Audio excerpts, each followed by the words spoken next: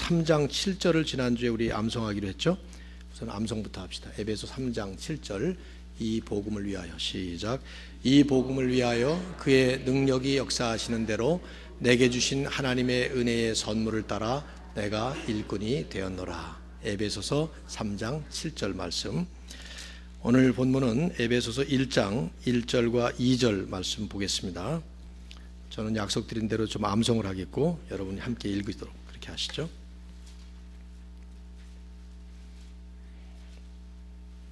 자, 에베소 1장 1절 2절입니다. 다 같이 읽겠습니다. 시작. 하나님의 뜻으로 말미암아 그리스도 예수의 사도된 바울은 에베소에 있는 성도들과 그리스도 예수 안에 있는 신실한 자들에게 편지하노니 하나님 우리 아버지와 주 예수 그리스도로부터 은혜와 평강이 너에게 있을지어다. 아멘. 잠깐 기도하겠습니다.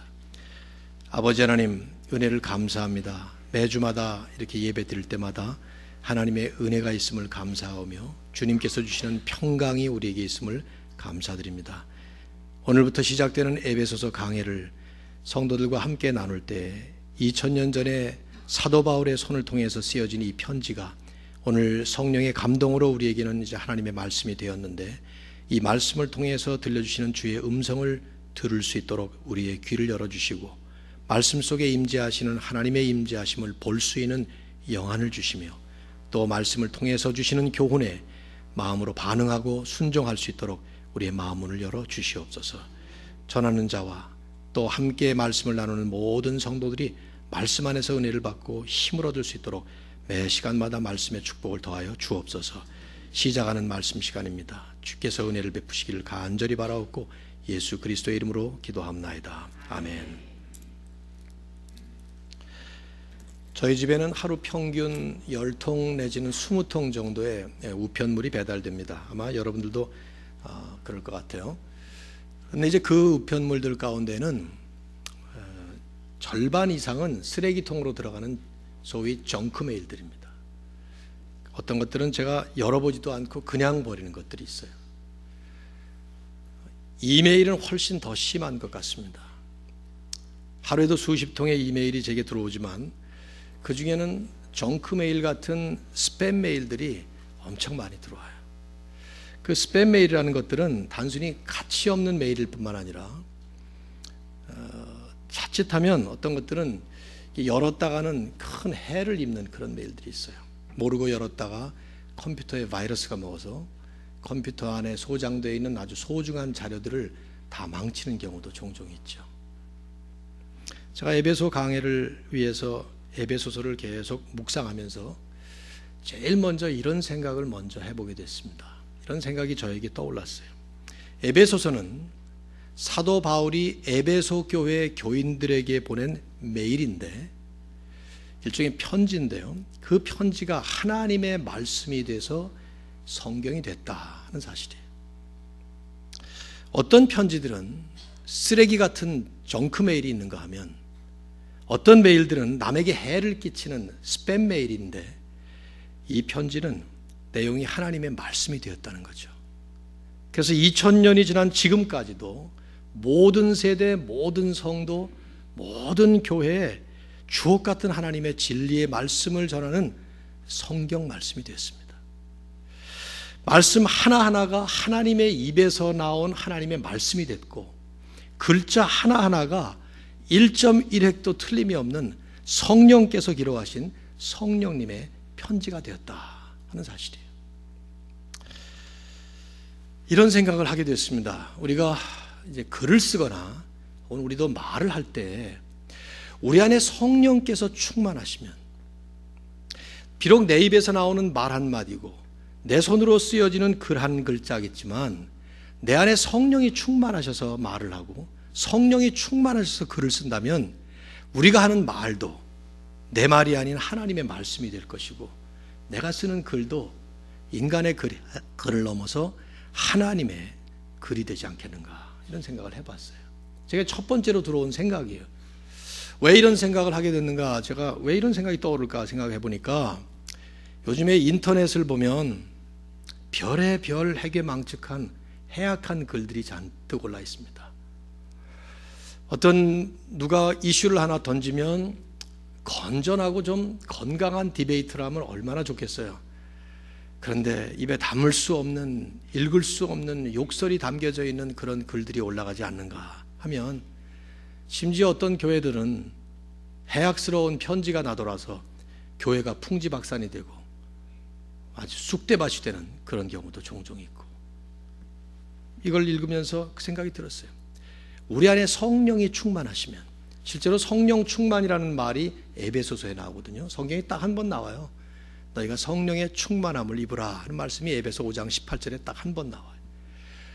여러분이나 제가 성령 충만하다면, 교회가 성령 충만하다면, 그렇다면 우리의 입에서 나오는 말도 성령님의 말씀이 될 것이고, 우리가 쓰는 글, 우리가 적는 편지 하나, 그것도 전부가 다 하나님의 글이 되지 않겠는가, 이런 생각을 해보았습니다.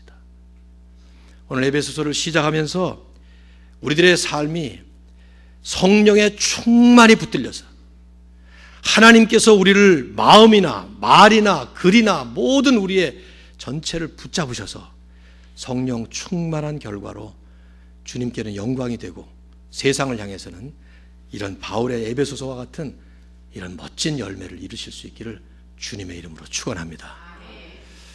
에베소서를 이제 강해를 지난주에 시작을 하면서, 에베소서는 이 복음의 영광을 위해 거룩한 부르심을 입은 성도들, 즉 교회에 주신 말씀이다, 교회에 대한 말씀이다, 이렇게 정리를 했죠. 그래서 오늘부터 이 전체 주제 타이틀을 복음의 영광을 향하여, 뭐 이런 좀 거창한 타이틀을 붙여봤어요. 매 시간마다 우리에게 주신 이 복음의 영광이 우리 안에는 보배로운 그런 축복으로 나눠지는 시간, 그리고 세상을 향해서는 이런 이 복음의 영광, 영광스러운 복음을 위해서 힘차게 달려가는 그런 시간들이 됐으면 해서 이런 제목을 붙여봤고요. 오늘 그 서론으로 1절과 2절 말씀을 간단하게 먼저 나누도록 하겠습니다. 하나님의 뜻으로 말미암아 그리스도 예수의 사도된 바울은 에베소에 있는 성도들과 그리스도 예수 안에 있는 신실한 자들에게 편지하노니, 우리 주 하나님 우리 아버지와 우리 주 예수 그리스도로부터 은혜와 평강이 너에게 있을지어다. 이 말씀을 보면 첫째, 저자 바울에 대한 얘기가 나옵니다. 둘째, 수신자들인 에베소 교회 성도들을 지칭하고 있고, 그들을 향해서 바울이 보내는 인사의 축복이 여기 기록이 되어 있습니다. 이 세 가지를 간단하게 오늘 나누면 될 것 같아요. 첫째로 저자, 하나님의 뜻으로 말미암아 그리스도 예수의 사도가 된 바울, 이렇게 바울은 자신을 소개를 하고 있죠. 여러분, 바울은 뭐 모르는 사람이 없을 것 같아요. 교회에 처음 나온 분 아니면. 우리가 사도행전을 특별히 3년 동안이나 다뤘기 때문에 모르는 분이 아마 없을 겁니다. 성경에 나오는 인물들 가운데 가장 유명한 분 중에 한 분이고, 특별히 초대교회의 사도로서 선교사처럼 복음이 없는 곳에 가서 복음을 전했던 사람이고, 제가 볼 때는 교회 개척자처럼 아주 많은 지역에 가장 많은 교회를 세웠던 분이 아닌가, 이런 생각이 듭니다. 무엇보다도 바울을 얘기할 때 우리가 빼놓을 수 없는 것은 신약 성경 27권 가운데 13권의 편지를 썼습니다. 그러니까 성경의 종류로만 한다면 신약 성경의 절반을 쓴 분이죠. 얼마나 위대한 분이에요. 그런 분이 자기의 신분을 얘기하기를 나는 사도다, 그 얘기를 합니다. 사도, 영어로 apostle이라는 말인데요. 사도가 뭡니까? 여러분, 사도가 뭔가요? 사도가 어떤 사람들이 사도입니까? 뭐 여러 가지 얘기를 할 수 있겠습니다만은, 우선 성경적으로 보면 누가복음 6장 12절과 13절에 예수께서 제자들을 부르시고 그 중에 12명을 택하셔서 사도라 칭하셨다 하는 말씀이 아주 분명하게 나와 있어요. 그 말씀을 보면 많은 제자들을 불렀어요. 70명도 제자들이죠. 근데 그 중에서 특별히 12명을 가리켜서 사도라고 불렀다는 얘기죠. 그래서 성경에 나오는 그 표현을 그대로 따라서 제자들 가운데도 주님께서 특별하게 세우시고 특별하게 부르신 그 12명의 제자들을 사도라고 부릅니다. 그러나 이제 사도행전의 역사가 교회사가 진행이 되면서 보면은 예수님이 부활하신 다음에 그 부활을 목격한 사람들 중에 주님께서 또 특별하게 사도로 부르신 사람들이 있었던 것 같아요. 그 중에 대표적인 분이 사도 바울입니다. 바울은 예수님과 함께 동행한 사람은 아니에요. 3년 동안 12명 가운데 한 사람은 아닙니다.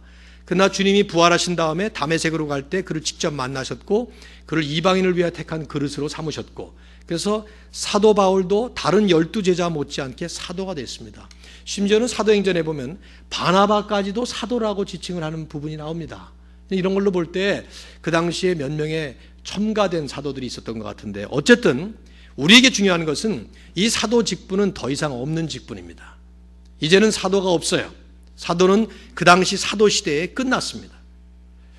근데 요즘에 보면 하나 생각이 나는 게 신사도 운동이라는 이단이 생겼어요. 여러분 들어보셨습니까? 신사도, 그 뉴 어파슬, 새로운 사도 운동이라는 이단입니다. 그 아이홉이라는 단체가 있거든요. 아이홉은 여러분은 인터내셔널 하우스 오브 팬케이크로 알고 있죠.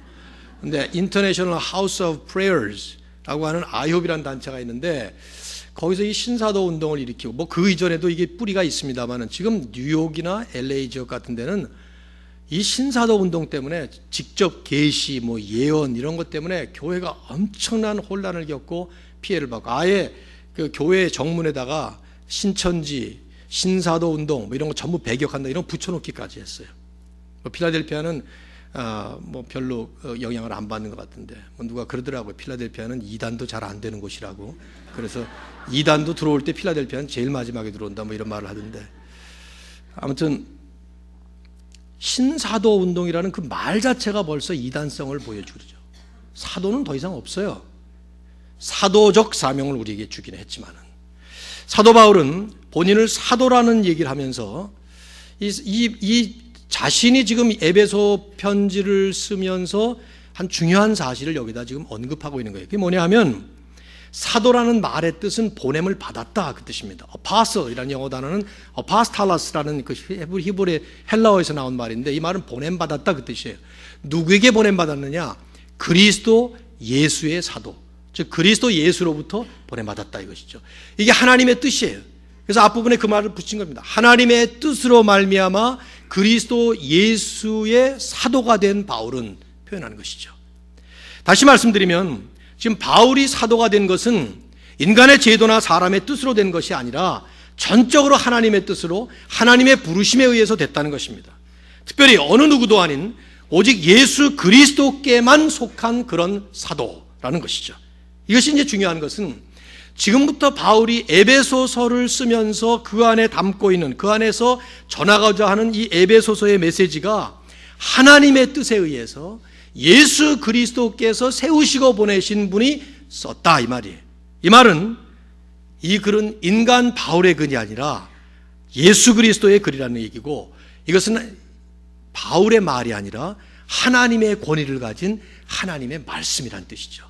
그래서 바울은 지금 이 말씀을 첫 서두에서 이 얘기를 하면서 이제부터 전달되는 이 모든 에베소서의 내용을 그런 하나님의 말씀으로, 예수 그리스도의 권위 있는 말씀으로 받으라 하는 것을 말씀하는 거예요. 우리가 이것을 이제 우리 입장에서도 받아야 되겠죠. 바울은 바울서신 13개를 쓰면서 거의 대부분 이런 말씀을 했어요. 빌립보서와 빌레몬서만 다른 이유가 있어서 사도란 용어를 안 썼고, 나머지 서신은 대부분 첫 서두에, 어떤 것은 중간에 본인이 사도란 얘기를 하면서 그 모든 말씀들이 하나님의 말씀이라는 것을 아주 명명백백하게 강조했던 것이죠. 우리가 이제 이런 말씀을 우리에게 주시는 말씀으로 받는다면, 매주마다 이제 우리도 에베소서의 말씀을 이제 펼치게 될 텐데, 우리에게 필요한 자세가 있습니다. 하나님의 말씀으로, 예수님께서 정말 이 말씀을 우리에게 지금 들려주시는 그분의 그 직접적인 음성을 듣는 것처럼 그런 겸허한 자세와 경청하는 자세로 말씀을 받아야 될 겁니다. 사람의 말이 아닌 하나님의 말씀, 절대 권위를 가진 진리의 메시지로 이 말씀을 받아야 되는 거죠. 지난주에도 말씀을 드렸어요. 저는 이 말씀을 전하는 입장에서 최선을 다해서 말씀을 잘 준비해서 올 것입니다. 이게 사람의 말이 아닌 하나님의 말씀으로 전달되도록. 그러나 여러분은 여러분대로 이걸 잘 준비해서 받으셔야 되죠. 제가 지난주에도 부탁을 드렸는데, 좀 이렇게 필기라도 좀 하시면서 적당한 여러분에게 도움되는 차원에서 좀 이게 졸지도 않게 도움이 돼요. 사실은요. 그냥 가만히 듣고 계시다 보면은 제 설교 또 길기도 하잖아요. 45분, 어떤 때는 50분도 가는데 그럼 졸음이 오죠. 적당하게 좀 이걸 적으시면서 그 내용 가운데 여러분에게 은혜가 될 만한 부분들은 특별히 간직을 하시고, 무엇보다 중요한 것은 마음의 자세예요. 하나님의 말씀으로 받는 마음의 자세. 제가 30년 이상 정말 뭐 설교 횟수로 하면 수천 번을 설교한 것 같은데, 그렇게 설교하면서 경험한 것은 교회마다, 청중마다 이 말씀을 반응하는 것이 너무 달라요. 이제 외부에 나가서 한번 집회를 하게 되면은 며칠 동안 집회를 여러 번 말씀을 나눌 때 보면 첫 번째 말씀이 제일 중요해요. 대부분의 경우는 이제 처음 온 사람이니까 자세 가운데 뭐가 보이는 거 하면 어디 얼마나 잘하나 보자, 뭐 이런 걸 보려는 것 같아요. 그래서 설교자들이 하는 말이 첫날 히트를 치면 그 다음 날부터는 공짜다, 뭐 이런 말들을 하는데 우스꽝스러운 말이긴 하지만은 틀리진 않은 말 같기도 해요. 그래서 처음 말씀을 잘 커넥트가 되고 나면 그 다음부터 말씀을 받는, 이게 사람들이 말씀을 받는 자세와 관련되는 거죠. 뭐 여러분이야 매주마다 지금 뭐 얼마나 자주 이걸 말씀을 받습니까? 설교자를 평가하지 말라는 것은 아니에요. 근데 평가를 잘해야 합니다. 베레아 사람들처럼 과연 그 말씀이 그러한가, 말씀의 평가, 이게 중요한 부분이에요. 많은 사람들은, 우리도 그런 경향이 있잖아요. 내 마음에 들면 진리고 내 마음에 안 들면 진리가 아니에요. 내 마음에 들면 은혜고 내 마음에 안 들면 은혜가 아닙니다. 이건 올바른 자세가 아닙니다. 종종 하나님의 말씀은 내 마음에 안 들 때가 많습니다. 전 지금 여러분에게 에베소서를 준비하느라고 몇십 번을 읽었는지 몰라요. 말씀드렸잖아요. 아예 통째로 외워버리겠다고. 그러다 보니까 지난주에도 가서 1절 2절만 뭐 수십 번을 하면서 왔어요. 겨우겨우 외워갖고 왔는데, 에베소서 안에 제 마음에 안 드는 말씀이 엄청나게 많아요. 내 성격에 안 맞고 내 취향에 안 맞는 말씀이 많아요. 근데 그게 진짜 하나님의 말씀이고, 그 말씀이 제 가슴에 팍팍 꽂힐 때 이게 진짜 하나님의 음성입니다. 사도행전은 우리가 이미 3년을 봤습니다만은 사도행전 2장과 7장에 보면 똑같은 말씀을 받으면서 전형적인 다른 반응을 보이는 모습을 우리는 이미 보았습니다. 베드로가 설교를 했습니다. 그 설교를 듣는 사람들이 사도행전 2장 37절에 보면 정확하게 누가는 이렇게 기록을 했죠. 저희가 그 말을 듣고 마음이 찔려 베드로와 다른 사도들에게 물어가로되 형제들아 우리가 어찌할꼬 하거늘, 베드로가 뭐라고 말했어요? 회개하고 주 예수 그리스도의 이름으로 세례를 받으라. 그러면 너에게 성령을 선물로 받으라. 뭐 이런 말씀을 하죠. 그 말씀을 듣고 나서 그들은 그대로 받아서 회개하고 성령의 이름으로 선물을 받습니다. 세례를 받을 때. 그래서 3,000명이 하루아침에 예수 믿게 됐고, 그분들이 교회 역사를 시작하는 기초석이 됐어요. 근데 세월이 좀 올라간 다음에 스데반이 설교를 합니다. 똑같은 복음의 메시지예요. 근데 스데반이 설교한 다음에 사도행전 7장 54절을 보면 이런 말씀이 나와요. 저희가 이 말을 듣고 마음이 찔려. 2장 37절에도 베드로의 설교를 들은 사람들에게 저희가 이 말을 듣고 마음이 찔려, 똑같아요. 그런데 스데반의 설교를 들었을 때는 그를 향하여 이를 갈거늘, 그러면서 돌을 들어 그를 쳐 죽여 첫 번째 순교에 피를 흘리는, 전혀 다른 결과를 만들죠. 여러분, 하나님의 말씀을 들을 때 여러분의 마음의 자세는 어떻습니까? 사도 바울이 에베소 교회에 편지를 쓰면서 첫 번째부터 하나님의 뜻으로 말미암아 그리스도 예수의 사도가 된 바울이 지금 이 말씀을 전한다라는 말씀을 분명하게 말씀을 할 때는, 지금부터 전하는 이 에베소서의 말씀은 하나님의 말씀이다, 그렇게 받아야 한다, 그런 말씀을 하는 것입니다. 자꾸만 여러분이 오해하실까 봐 또 반복합니다만은 저는 저대로 말씀을 잘 준비해서 오겠습니다. 여러분은 여러분대로 잘 준비된 마음의 밭으로 말씀의 씨를 받으셔야 합니다. 주님은 그것이 걱정되셨어요. 그래서 마태복음 13장에 보면 씨 뿌리는 비유를 말씀하셨습니다. 이건 비유의 이름이 잘못됐어요. 씨 뿌리는 비유가 아니라 씨를 받는 밭의 비유입니다. 씨의 비유가 아니라 밭의 비유예요. 농부가 씨를 뿌렸습니다. 이스라엘의 밭은 한자의 밭전자처럼 네모난 밭에 가운데 10십자가 길이 나 있습니다. 그러면 농부가 양쪽 주머니에 씨 주머니를 갖고 다니다가 이렇게 던지는 거예요. 이걸 사방으로 뿌려요. 그러면 그 씨 중에 어떤 씨들은 길가 밭에 수십 년 동안 걸어다녀서 아스팔트 콘크리트처럼 딱딱하게 돼버린 그 밭에 그 길에 떨어지고, 어떤 씨는 흙이 얇은 돌밭에 떨어져, 어떤 씨는 가시덤불에 떨어집니다. 이 세 종류의 씨들은 하나같이 열매를 맺지 못합니다. 열매를 맺는 씨는 어느 밭에? 좋은 밭, 옥토에 떨어질 때 30배, 60배, 100배의 결실을 맺는다고 말씀을 하죠.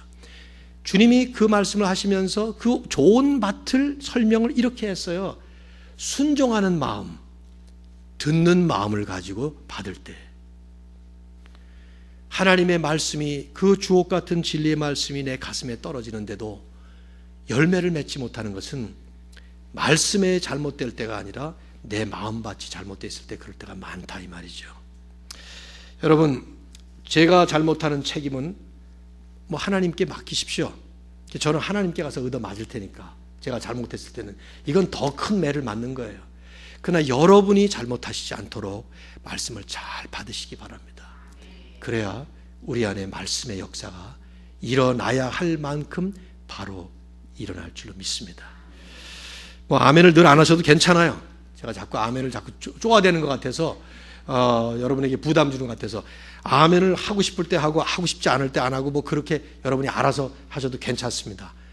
그 말이 들리든 안 들리든 여러분의 심령 속에 성령의 역사가 있어서 그 성령의 역사로 일어나는 말씀의 역사가 일어나기를 바랍니다. 두 번째로 이제 수신자를, 에베소 교인들이라고 얘기를 하는데요. 거기 성경 1절 후반절을 한번 보시죠.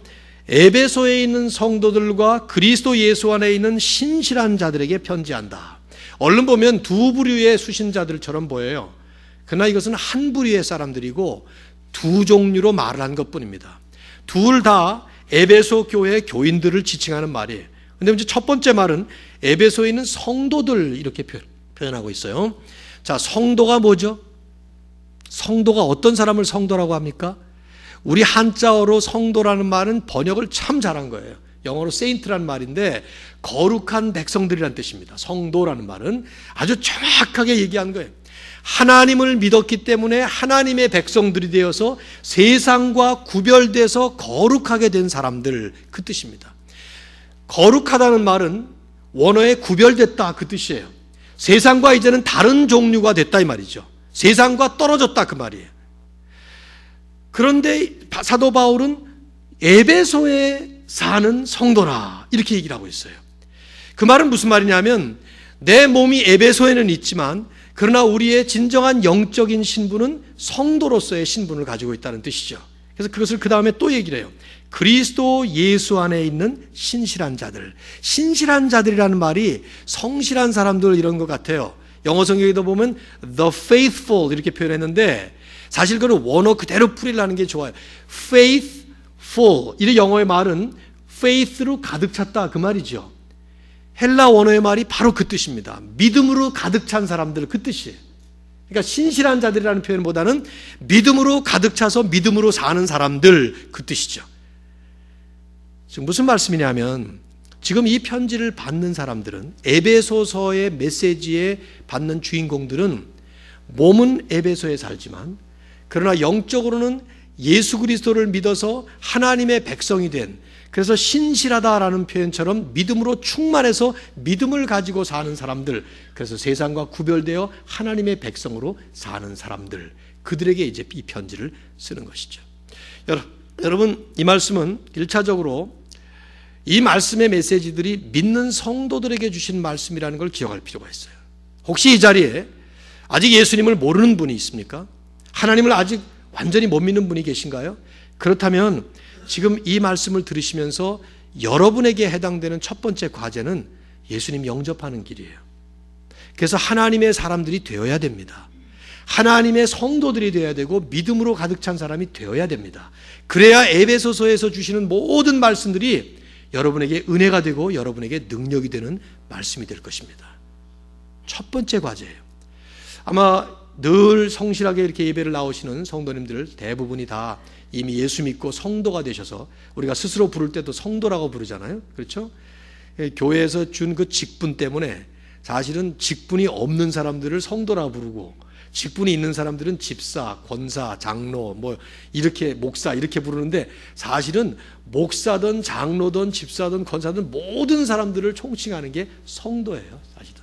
그러니까 성도는 대단히 좋은 것이죠. 제가 아는 교회 하나는 한국에서 장로님을 장로라고 부르지 않고 성도라고 부르는 바람에 교회에 큰 분란이 생겼어요.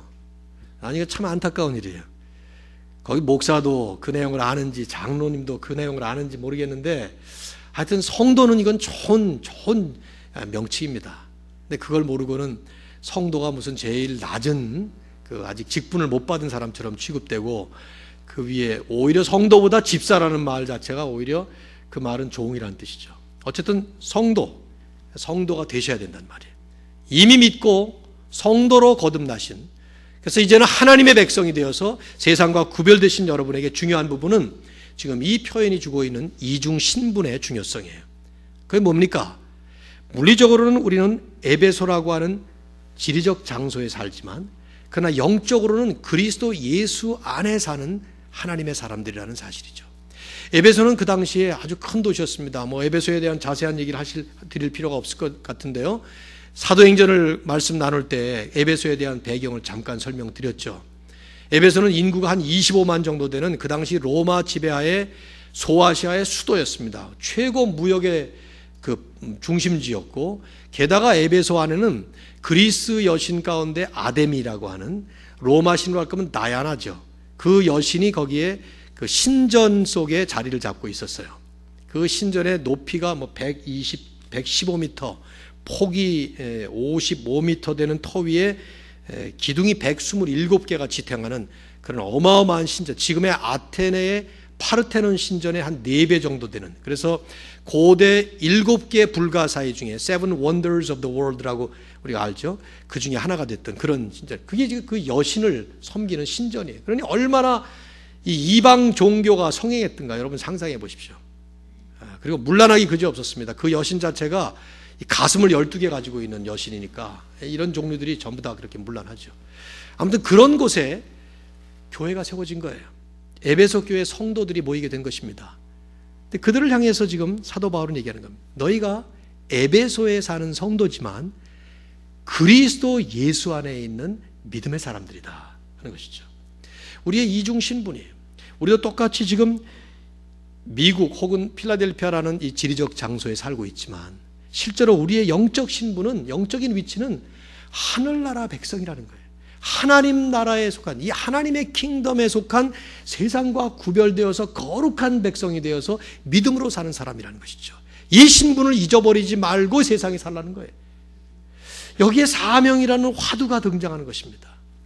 물리적으로 physical status는 이곳에 살고 있지만 spiritual status를 보면 우리는 전적으로 본질적으로 우리는 하나님에 속한 하나님 왕국의 시민이기 때문에 하나님 왕국의 시민답게 하나님 왕국의 룰에 따라서, 그러나 이 땅에 파송받은, 세상에 파견받은 하나님의 대사처럼 사명을 감당하는, 그게 바로 교회다, 그게 바로 성도다 하는 얘기를 하는 것이죠.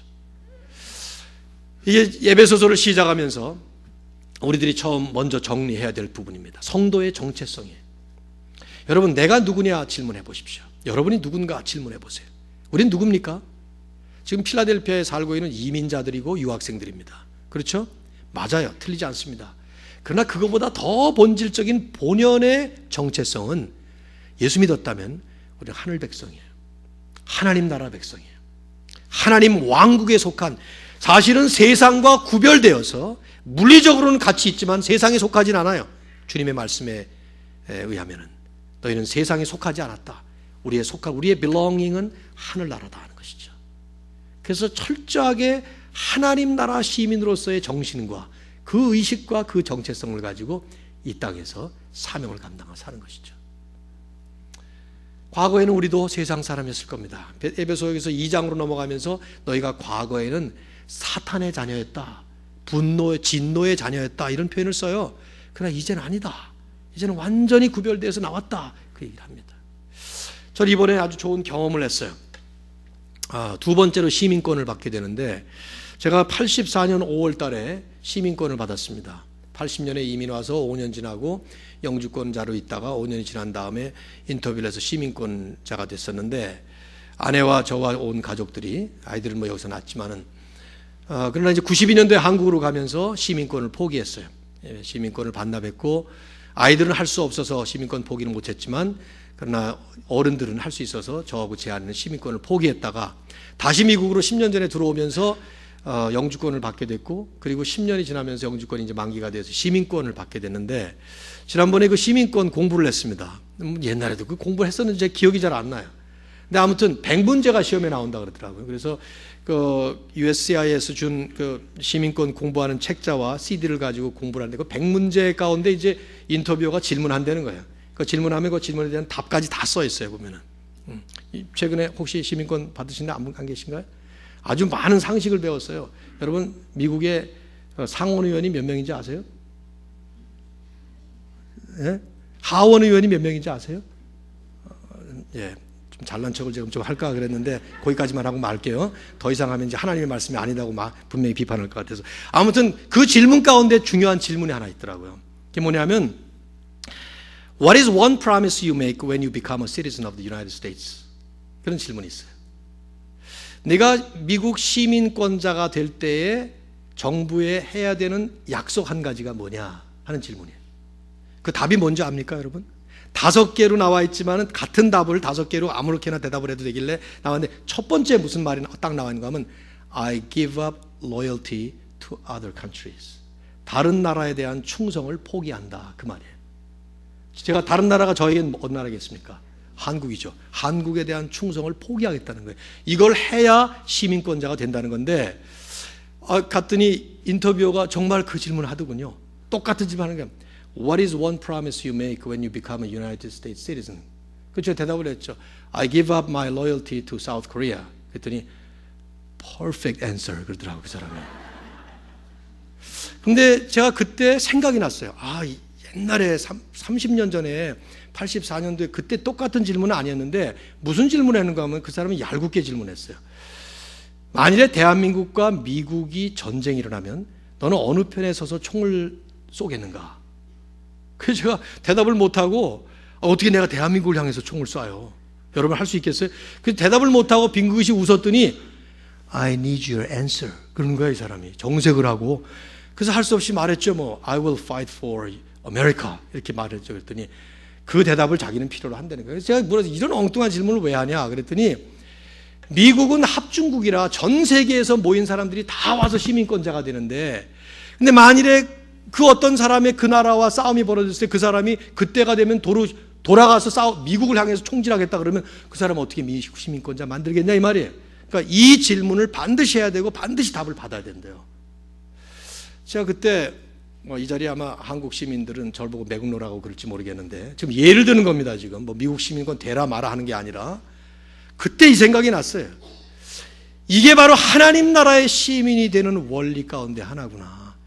우리가 과거에는 진노의 자식, 세상에 속한 세상 백성들처럼 살았는지 몰라도 하나님의 백성이 되고 나면, 예수 그리스도를 통해서 우리를 위해 십자가에서 피로 값주고 우리를 사신 그 주님 때문에 우리가 하나님 백성이 되고 나면 이제는 하나님 나라의 백성인데, 그렇다면 이젠 더 이상 우리는 We have to give up our loyalty to this world.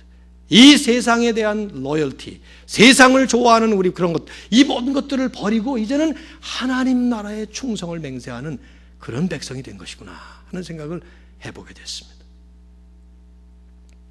여기 반은 시민권자고 반은 아니기 때문에 별로 그렇게 감동이 없는 예화인지 모르겠습니다만은, 예화는 예화니까 우리가 세상에 살면서 이 세상에 대한 것을 끊지 못하면, 이 세상과 구별된 거룩한 성도로 다시 이렇게 불입을 받은 그런 사람인 정체성을 분명히 알지 못하고 살아가면 우리는 나도 모르는 사이에 여전히 세상으로 돌아가는 삶을 사는 것입니다.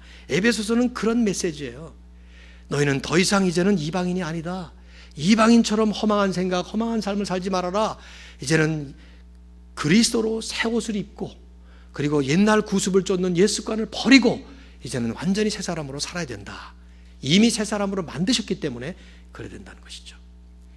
오늘 저와 여러분이 하나님 나라 백성으로 이 땅에 파송받은 천국의 대사처럼 사명을 감당할지언정 세상과 함께 동고동락하면서 이 세상과 함께 휩쓸려서 세상 사람으로 다시 돌아가는 일이 없도록 오직 하나님의 영광만을 위해 살 수 있기를 우리 주 예수 그리스도의 이름으로 축원합니다. 바울은 이런 에베소 교인들을 향해서 이제 멋진 축복의 메시지를 기원합니다. 자, 2절 말씀은 다음 주에 우리가 외울 말씀이니까 한번 여러분 읽으시고 외워보도록 하시죠. 2절 시작. 하나님 우리 아버지와 주 예수 그리스도로부터 은혜와 평강이 너에게 있을지어다. 외워보실래요? 시작. 하나님 우리 아버지와 주 예수 그리스도로부터 은혜와 평강이 너에게 있을지어다. 아멘. 이게 얼마나 좋은 축원입니까? 은혜와 평강, 이 grace and peace. 오늘 일부 예배 때 한 분이 나가면서 저보고 grace and peace 하고 딱 멋있게 인사를 하시길래 2부 예배 때 그걸로 오늘 인사하자고 그랬더니 뭐 신나게 많이들 인사하시더라고요. 나갈 때도 인사하시고 서로서로 한번 해볼까요? 얼마나 좋아요.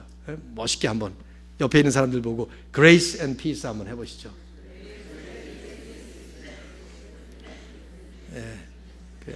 영어를 밤에 배우셔서 낮엔 잘 안 됩니까? 이렇게 한번 멋있게 본토 발음처럼 한번, 아직 그게 마음에 안 드시면 은혜와 평강 하셔도 좋게요. 한번 더 한번 축복하세요. 서로들 grace and peace, 은혜와 평강. 오늘 하루만이라도 이 축복의 기원이 서로에게 풍성히 나누어질 수 있기를 주님의 이름으로 축원합니다. 여러분, 교회가 모일 때마다 사도 바울이 은혜와 평강이 너에게 있을지어다 하는 마음으로 축복하는 것처럼, 또 에베소 교인들은 그 은혜와 평강을 수령자로서 충만한 은혜로 받는 것처럼 그렇게 나눠진다면 그 교회는 천국이에요. 그 가정은 천국입니다. 오늘 집에 돌아가시면서도 부인과 남편이 서로 grace and peace 서로들 나누시면서 은혜와 평강을 정말 진하게 한번 좀 나눠보시기를 바랍니다. 근데 우리가 이거 은혜와 평강이 뭔지를 좀 알아야 되겠죠. 은혜가 뭡니까, 여러분? 한번 혼자서 정리해 보세요. 누가 여러분 보고 은혜 그러면 여러분 어떻게 얘기하시겠어요? 친구 이름입니까, 은혜가? 네. 은혜가 뭐예요?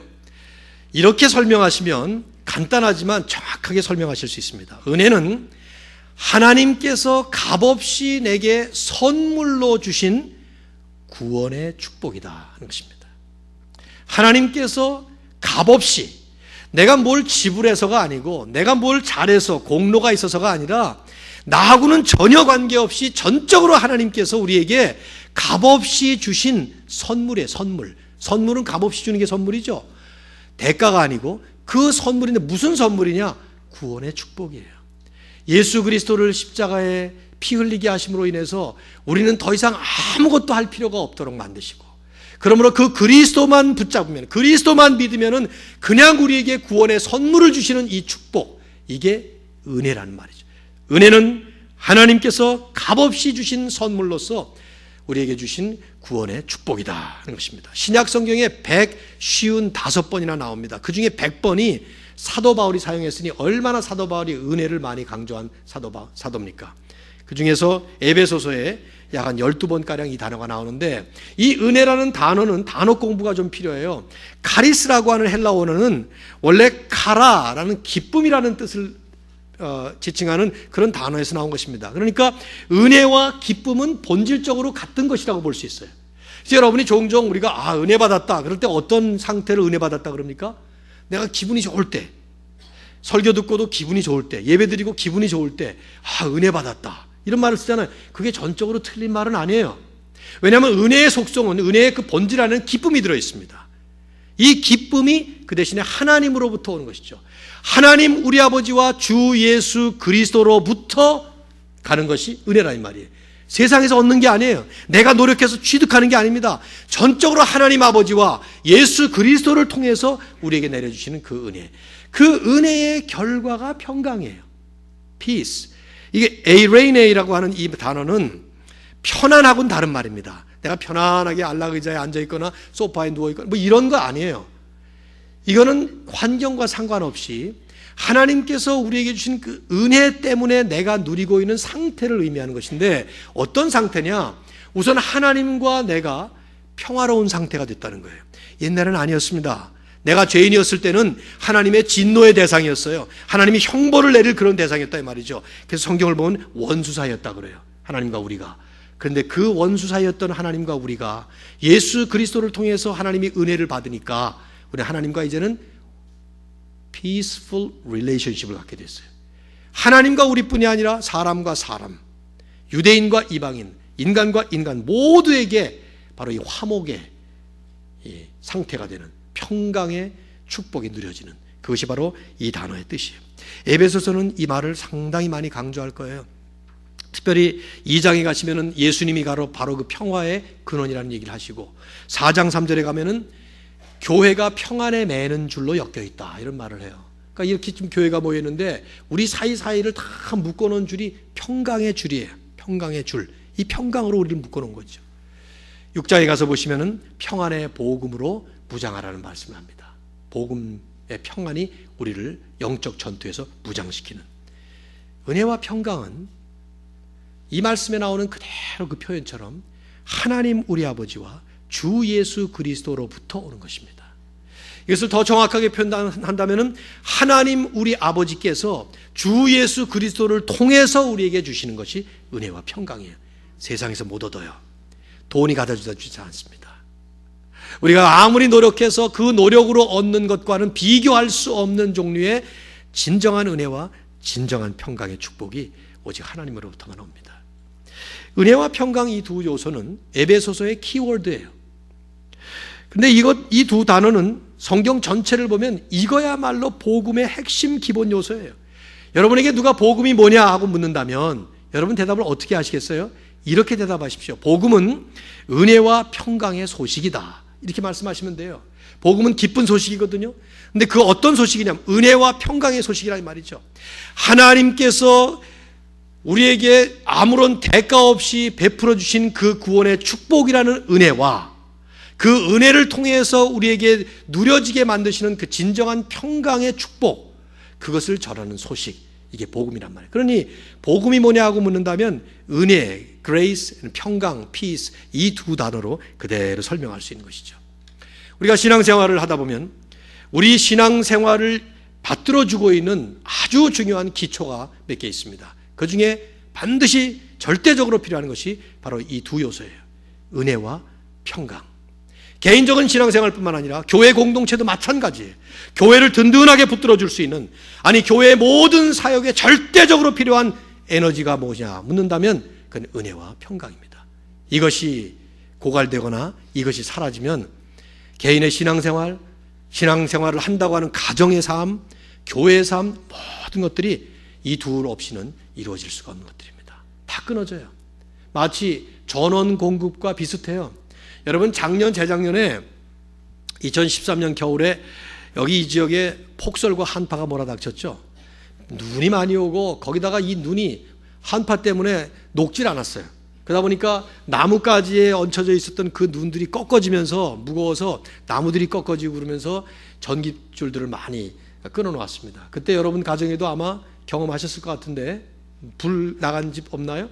저희 집도 전기가 끊어진 채 5일을 지냈는데 내가 5일을 지낼 수가 없어서 이틀은 겨우 케로신 히터를 놓고 지내다가 도저히 40도 이하로 내려가는데 어떻게 견디겠어요. 그래서 다른 집에 가서 잤는데 그때 전기 끊어지니까 아무것도 할 수 없더군요. 냉장고는 그나마도 그래도 문 열지를 않고 추운 겨울이니까 어떻게 되는지 모르겠습니다만은 히터가 돌아가길 하나, 이게 물도 몽땅 다 올스톱이 되는 거예요. 기본 에너지 근원이 끊어지니까 무슨 수를 써도 아무리 노력을 해도 아무런 효과가 없는 것처럼 오늘 교회 안의 기본 에너지가 은혜와 평강입니다. 여러분 가정의 기본 에너지가 은혜와 평강입니다. 여러분의 신앙생활을 굳게 붙잡아야 될 것이 하나님 아버지와 주 예수 그리스도로부터 오는 은혜와 평강입니다. 그래서 우리는 서로를 향해서도 이걸 빌어줘야 돼요. 여러분, 한번 질문해 보십시오. 지금 여러분의 삶에는 은혜와 평강이 넘칩니까? 우리의 삶에 은혜와 평강이 넘쳐야 돼요. 이게 기도 제목이 돼야 돼요. 올 한 해 동안에 하나님의 사랑을 풍성히 나누는 해라는 표어를 내붙였는데, 하나님의 사랑을 풍성히 나눌 수 있으려면 우리 안에 은혜와 평강이라는 이 소중한 이 두 요소가 잘 이루어져야 합니다. 서로에게 진정으로 축복하십시오. 만날 때마다 축복하시고 정말 교회 안에 은혜가 충만한, 평강이 충만한, 정반대로 은혜를 잃어버리게 만들고 평강을 깨뜨려버리는 일에 쓰임받으면 안 됩니다. 여러분, 우리의 삶을 다 산 뒤에 우리의 삶을 바라보면서 저분 때문에 내가 은혜를 받았다, 저분이 있어서 내 삶의 현장에는 평화가 임했다 하는 말을 들을 수 있을지언정 저 때문에 내가 은혜를 잃어버렸고 저 때문에 내가 평강을 잃어버렸다, 그렇게 되면 절대로 안 되겠죠. 교회 안에 여러분의 삶 속에 우리의 삶 전체에 은혜와 평강이 충만히 임하시기를 진심으로 주 예수 그리스도의 이름으로 축원합니다. 오늘 말씀을 제가 다소 거창한 제목을 붙였습니다.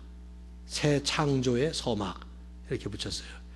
거기다 한자까지 빵빵 집어넣어가지고 아주 무겁게 졌는데, 에베소서를 읽다 보면 이 제목이 결코 거창한 제목이 아니에요. 에베소서는 새 창조에 대한 이야기입니다. 하나님께서 이루신 새 창조, New Creation, 하나님께서 만드신 새 세상, New World, 하나님께서 만드신 새로운 사회, New Society의 얘기예요. 그런데 그 새로운 창조의 첫 서막을 사도 바울은 축복하는 축복의 기원으로 엽니다. 하나님 우리 아버지와 주 예수 그리스도로부터 은혜와 평강이 너에게 있을지어다. 사랑하는 모든 성도님들과 우리 삶 속에 교회 위에 이 충만한 하나님의 은혜가 넘쳐서 주님이 원하시는 그 거룩하고 영광스러운 하나님의 나라를 바라보면서 복음의 영광을 향해서 힘있게 달려가는 우리 모두 되기를 주의 이름으로 축원합니다. 여러분 한번 기도하실까요? 오늘 말씀을 생각하면서 한번 기도합시다. 마지막 파송 찬양 부르기 전에 하나님께서 우리에게 베푸신 은혜 그리고 우리에게 주신 평강이 있습니다. 이미 우리에게 있어요. 근데 이것을 우리가 자주자주 놓칩니다. 은혜를 깨뜨리는 일들이 많고 평강을 잃어버리는 일들이